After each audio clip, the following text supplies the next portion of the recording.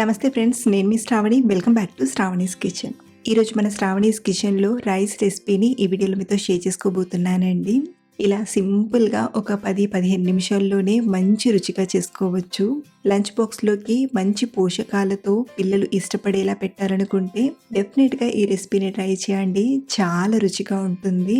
మనం morning box పెట్టిన మధ్యాహ్నానికి కూడా మంచి ఫ్లేవర్ఫుల్గా చాలా ఇష్టంగా తింటారు. మరి ఆలస్యం చేయకుండా రుచికరమైన ఈ మెంతాకు రైస్ని ఎలా చేయాలో ఇప్పుడు చూసిద్దాం రండి. ముందుగా అన్నం వండడానికి కుక్కర్లోకి 1 కప్పు అంటే ఒక 200 గ్రాముల వరకు రైస్ని తీసుకొని 2-3 సార్లు బాగా కడిగి తీసుకోండి. ఇలా కడిగిన బియ్యంలోకి 1.5 కప్పు వరకు నీళ్ళను తీసుకొని ఒక 3 విజిల్స్ వచ్చేంత వరకు ఉడికించి తీసుకోండి.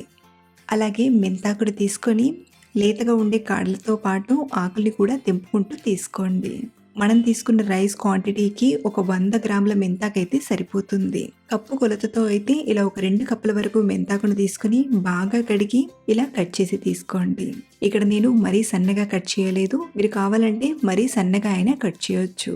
అలాగే ఒక టమాటా, 10-12 వెల్లుల్లిపాయల్ని, 1/2 అంగుళం అల్లం ముక్కని, కారానికి సరిపడా 6-7 పచ్చిమిరపకాయల్ని, పిడికడంత కొత్తిమీరాకులు కాడలతో సహా తీసుకొని వీటన్నిటిని మిక్సీ గిన్నెలోకి తీసుకొని గ్రైండ్ చేయండి.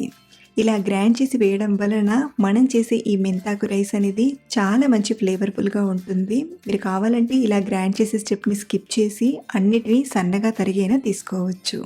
ఇప్పుడు మరో పక్కన స్టవ్ ఆన్ చేసి కడాయిలోకి ఒక 2 టేబుల్ స్పూన్ల నూనెను తీసుకోండి. ఇందులోకి ఒక 2 బిర్యానీ ఆకుల్ని, అలాగే లైట్గా స్పైసెస్ని తీసుకోండి. 2 యాలకులు, 3-4 లవంగాలు, చిన్న దాల్చిన చెక్క ముక్కను తీసుకోండి. 1 టీ స్పూన్ జీలకర్రను తీసుకొని దోరగా వేయించండి. ఇప్పుడు ఇందులోకి 1/2 కప్పు ఉల్లిపాయ ముక్కల్ని తీసుకొని 1 నిమిషం పాటు ఫ్రై చేయండి. మరి ఈ టైంలోనే ఎక్కువ ఫ్రై చేయాల్సిన అవసరం లేదు. ఇలా కొంచెం దోరగా వేగాక ఇందులోకి ఒక 1/2 కప్పు సన్నగా కట్ చేసిన క్యారెట్ ముక్కల్ని తీసుకొని ఉల్లిపాయ ముక్కలతో పాటు ఫ్రై చేయండి. ఇలా ఫ్రై చేయడం వలన క్యారెట్ అలాగే ఉల్లిపాయ కూడా చక్కగా వేగిపోతాయి. ఇప్పుడు ఇందులోకి మనం గ్రైండ్ చేసిన పేస్ట్ని తీసుకొని ఒక 2-3 నిమిషాలు కలుపుతూ ఫ్రై చేయండి. ఇందులో ఉన్న వాటర్ కంటెంట్ తగ్గిపోయి ఆయిల్ సెపరేట్ అయ్యేంత వరకు బాగా ఫ్రై చేయండి. ఇలా వాటర్ అంతా తగ్గిపోయేంత వరకు బాగా ఫ్రై చేశాక ఇందులోకి మనం క్లీన్ చేసి పెట్టుకున్న మెంతాకుని తీసుకొని కలుపుతూ ఒక 3 నిమిషాలు ఫ్రై చేయండి. ఇలా ఒక 2-3 నిమిషాలు కలుపుతూ ఫ్రై చేసామంటే మెంతాకు ఆయిల్లో చక్కగా ఫ్రై అవుతుంది. ఇలా మెంతాకును కూడా బాగా ఫ్రై చేశాక రుచికి సరిపడా ఉప్పును తీసుకోండి. మనం తీసుకున్న ఈ రైస్ క్వాంటిటీకి 1.5 నుండి 1.5 వరకు ఉప్పు పడుతుంది.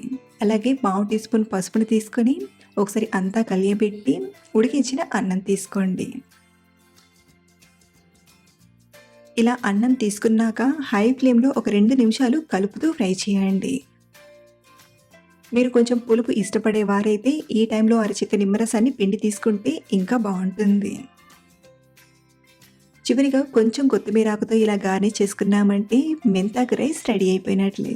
ఇలా క్విక్ అండ్ టేస్టీగా చేసుకొని మనం లంచ్ బాక్స్లోకైనా లేదా త్వరగా వంట చేయాలనుకున్నప్పుడు ఏ టైంలో అయినా మంచి రుచిగా చేసుకోవచ్చు. ఇలా చేసిన ఈ రైస్ని వేడివేడిగా ఇలా వట్టిగానే తినేయచ్చు, లేదా పెరుగు రైతాతో తీసుకున్నా చాలా బాగుంటుంది. సో డెఫినెట్గా ట్రై చేయండి, చాలా రుచిగా ఉంటుంది. అలాగే మీరు ట్రై చేశాక మీకు ఎలా వచ్చిందో కింద కామెంట్లో చెప్పడం మర్చిపోవద్దు. మరిన్ని రెసిపీస్ కోసం మన ఛానల్ని ఫాలో అవ్వండి. Thank you for watching.